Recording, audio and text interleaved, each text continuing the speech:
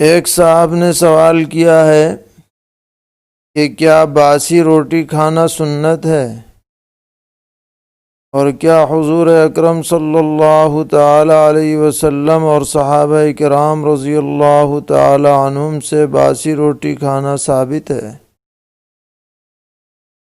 تو اس سلسلے میں عرض ہے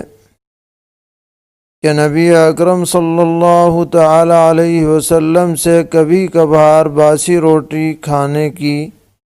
روایت احادیث شریفہ میں موجود ہے، لیکن اس کا یہ مطلب نہیں ہے کہ آپ خاص طور پر باسی روٹی کھانے کا اہتمام فرماتے ہوں کہ روٹی رکھ دی جاتی ہو کہ اگلے وقت میں کھائی جائے گی، کیونکہ آپ کے ہاں اکثر یہ ہوتا تھا کہ اتنی روٹی پکتی ہی نہیں تھی کہ اگلے وقت کے لیے وہ بچا کے رکھی جاتی۔ اس لیے یہ کہنا کہ باسی ہی روٹی کھانا سنت ہے، یہ تعبیر صحیح نہیں ہوگی۔ اس بارے میں اصل سنت یہ ہے کہ بر وقت جیسا کھانا میسر ہو وہ آدمی نوش کر لے، چاہے وہ تازہ ہو یا باسی۔ تو گویا دونوں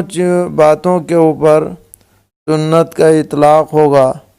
تازہ کھانا ہے تو وہ بھی سنت ہے، اور باسی کھانا یا باسی روٹی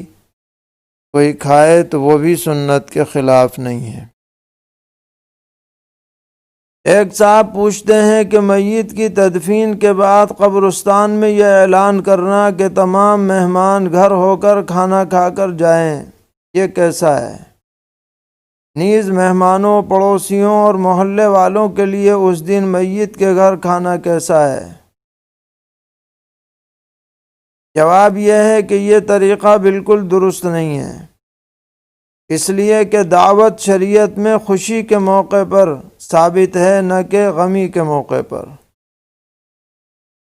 اور میت کے گھر والوں کے لیے جو کھانا بھیجنے کا حکم ہے، یہ خاص طور پر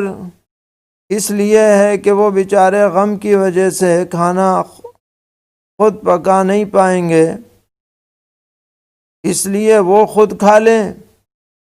اور جو ان کے ہاں دور دراز کے اگر مہمان آئے ہوئے ہوں تو وہ کھا لیں، لیکن آس پاس پڑوس کے رہنے والے یا شہر ہی کے رشتہ دار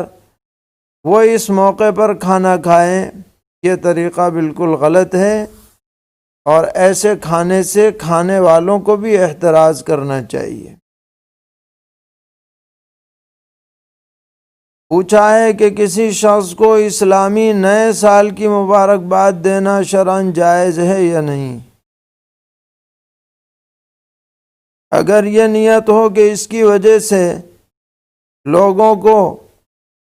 اسلامی تاریخ کا پتہ چل جائے گا تو فی نفسی ہی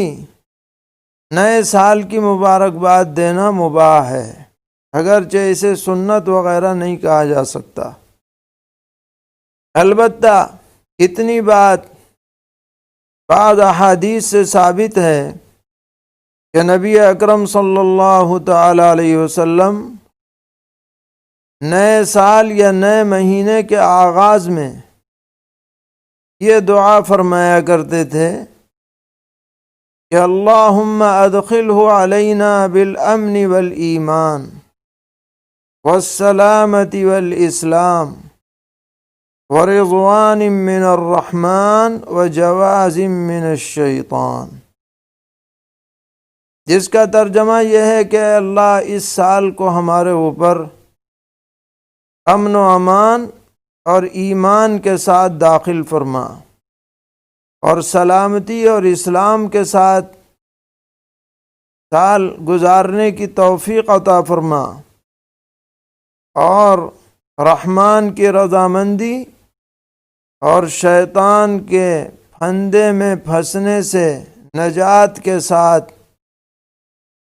اس سال گزارنے کی سعادت ہمیں ملے۔ تو اس طرح کی دعا پیغمبر علیہ السلام سے ثابت ہے۔ ہمیں بھی اس کا اہتمام کرنا چاہیے۔ ہر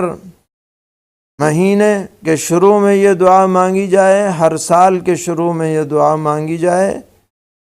اور اپنا محاسبہ کیا جائے، اپنے معاملات احوال کو درست کرنے کی فکر اور کوشش کی جائے۔